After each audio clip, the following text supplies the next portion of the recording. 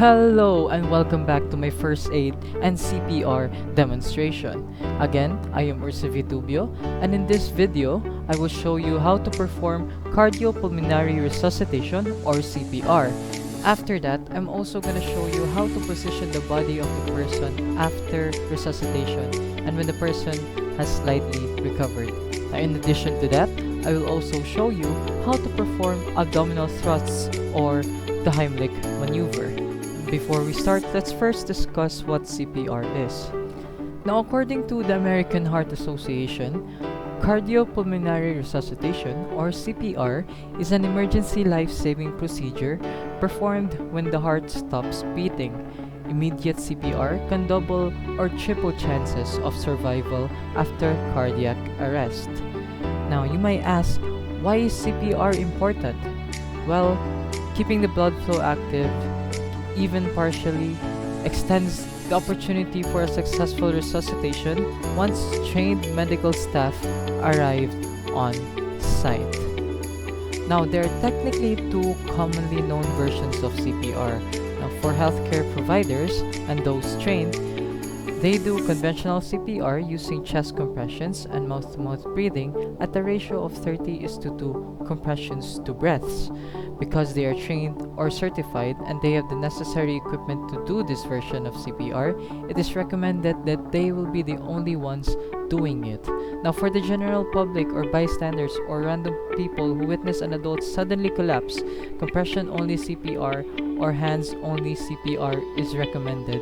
Since we are in this COVID-19 pandemic, doing mouth-to-mouth breaths or mouth-to-mouth resuscitations can be dangerous, so it is recommended that any random person who knows CPR only does hands-only CPR for the person in need of it.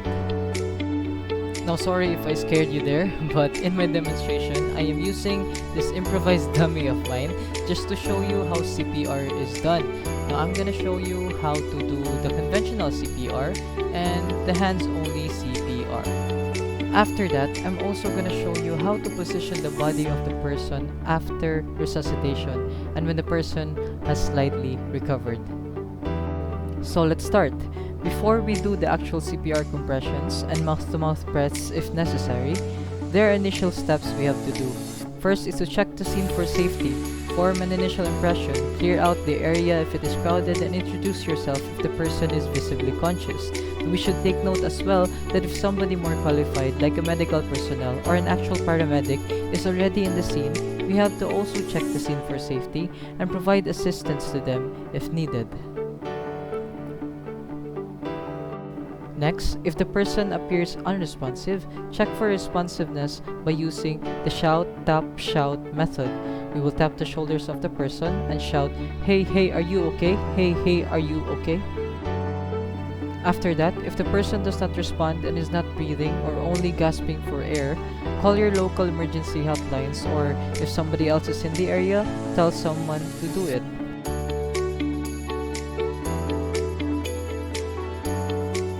Next, you align the center of your legs to the shoulders of the person.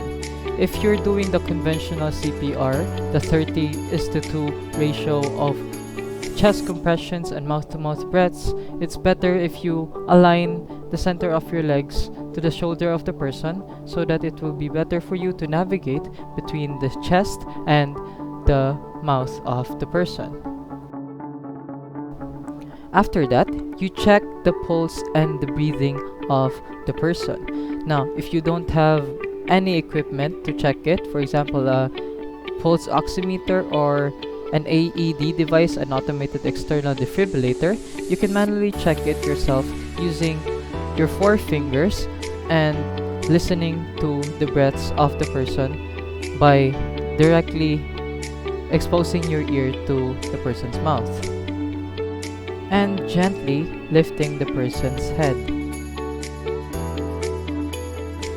Now let's proceed to performing the two versions of CPR, the hands-only CPR and the conventional CPR or the 30:2 ratio CPR.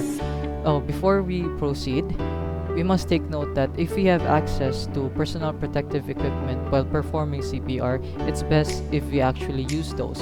For example, a face mask and surgical gloves. So, which part of the upper body of the person should we perform chest compressions to? So, we perform the chest compressions directly above the sternum of the person or the center of the chest. Now, in my dummy, the logo, the rounded logo in the shirt of the dummy represents the sternum. So let's start with performing the hands-only CPR and the chest compressions. So we place the heel of our first hand, let's say our dominant hand, on the center of the person's chest, and we place the heel of our other hand on top of our first hand, placing the fingers together. We must keep our arms straight and our shoulders directly above our hands. Push hard and fast, compressing chest at least 2 inches. Now let the chest rise completely before pushing down again. Now we must compress at least 100 times or 120 times per minute. And we'll check from time to time the person's breathing, if it improved and if there is actual breathing already.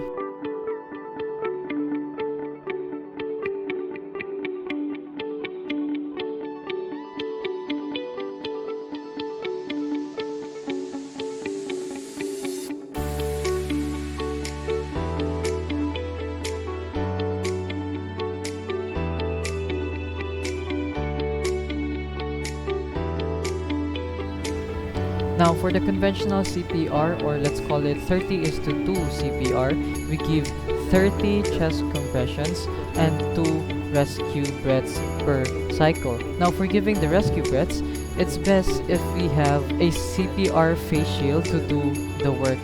This is for the rescuer's safety, especially because again we are in the COVID-19 pandemic and we don't want to transmit the virus. Since we don't have access to a CPR face shield in this demo, we will do it naturally. So first we make sure that their mouth is clear. We tilt their head back slightly and lift their chin. We pinch their nose shut and then place our mouth fully over theirs and then blow to make their chest rise. Again, we will do this 2 times. Take note that we have to do this for another 4 cycles in a total of 5 cycles, or until an AED or an automatic external defibrillator is available and an expert is also already in the scene. And that's basically it. I would like to reiterate that we must first follow the initial steps before actually doing the chest compressions and mouth-to-mouth breaths. First, we check the scene for safety. Second, we check the person's responsiveness. And third, if the person is not so responsive or does not respond, we call our local emergency hotlines or ask somebody else to do it. Fourth, we align the center of our legs to the shoulders of the person. And lastly, for the initial steps, we check the person's pulse and breathing, and then the chest compressions and the mouth-to-mouth breathing, depending on what type of version of CPR you will do, will follow. Now let's proceed to performing how to put a person in a recovery position. Now you can do this after doing a successful CPR and the person is starting to breathe a bit normally. But if you find someone collapsed, you should first perform a primary survey. If it shows that they are unresponsive but breathing, put them in the recovery position directly. Now, first, you need to kneel by the casualty and straighten their legs. If they are wearing glasses or have any bulky items in their pockets, remove them. Do not search them for small items in their pockets. Next, you place the arm that is nearest to you at the right angle to their body with the elbow bent and their palm facing upwards. Next, bring their other arm across their chest and place the back of their hand across the cheek nearest to you and hold it there. Next, with your other hand, pull their far knee so that their foot is flat on the floor. Next, keeping the back of the casualty's hand pressed against their cheek, pull on the far leg to roll the casualty towards you onto their side. You can then adjust the top leg so that it is bent at the right angle. And then we gently tilt the casualty's head back and lift their chin to make sure their airway stays open. You can adjust the hand and under their cheek to do this. After all of that, we call for emergency help if it hasn't already been done. Monitor their level of response while waiting for help to arrive. If they remain in the recovery position for 30 minutes, roll them into the recovery position on the other side. Now, finally, let's proceed to performing the Heimlich Maneuver. Now, choking is in fact the fourth leading cause of unintentional death. However, there is a simple technique you can use to help expel a trapped object from another person's airway. Now, before we actually do the abdominal thrusts, we need to determine whether we need to perform them. Now, if a person who appears to be choking is conscious and coughing, they may be able to dislodge the object on their own.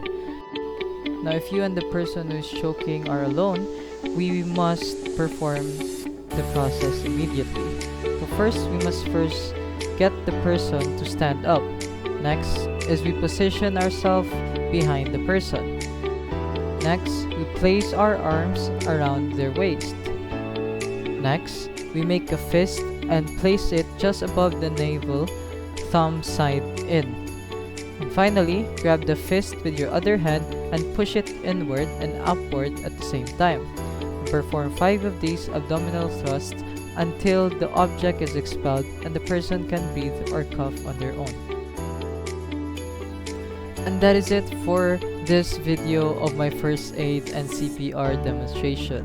I showed you how to perform CPR, I showed you how to put a person in a recovery position, and I also showed you how to perform the Heimlich Maneuver or abdominal thrusts. Now, stay tuned for the next video. Thank you so much.